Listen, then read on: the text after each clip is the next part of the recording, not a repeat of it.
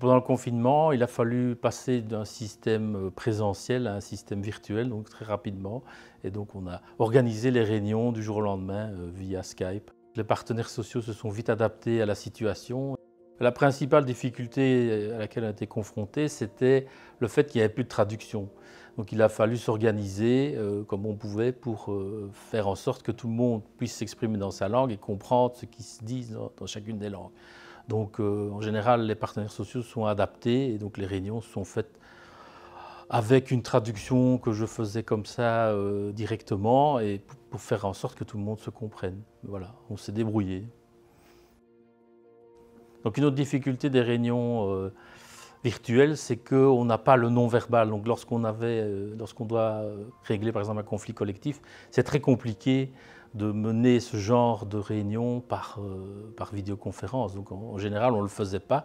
Et donc c'est seulement à partir du moment où on a pu reprendre des réunions physiques que là, on a pu reprendre les conciliations qui permettent donc effectivement d'essayer de trouver des solutions avec les personnes en présence directement pour essayer d'arriver à une solution. Donc, durant la période du premier confinement, il n'y a pas eu de conflits collectifs. En tout cas, ils ont été mis au frigo, vu l'impossibilité de se réunir physiquement. Et les entreprises des secteurs essentiels étaient demandeuses d'avoir des lignes directrices claires pour pouvoir continuer leur activité en toute sécurité pour leurs travailleurs. Ça a permis finalement au secteur demandeur de vraiment affiner les règles de santé et sécurité pour les travailleurs et pour maintenir la continuité des activités des secteurs essentiels, dont l'industrie alimentaire par exemple.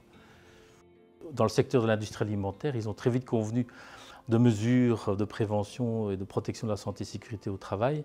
Donc, dès la fin mars, début avril, donc, ils se sont mis d'accord sur des recommandations qu'ils ont diffusées à l'ensemble du secteur.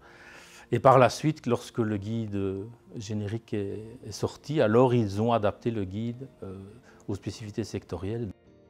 En ce qui concerne les guides sectoriels, en moyenne, la moitié des secteurs ont adopté un guide sectoriel et les autres se sont contentés du guide interprofessionnel. Il a fallu adapter la loi de 68 sur les conventions collectives de travail et les commissions paritaires, donc l'adapter aux réalités virtuelles. Jusqu'à présent, tout se faisait par papier et par écrit. Et donc maintenant, il a fallu prévoir notamment la signature électronique des documents et le dépôt électronique des documents, ce qui n'existait pas avant.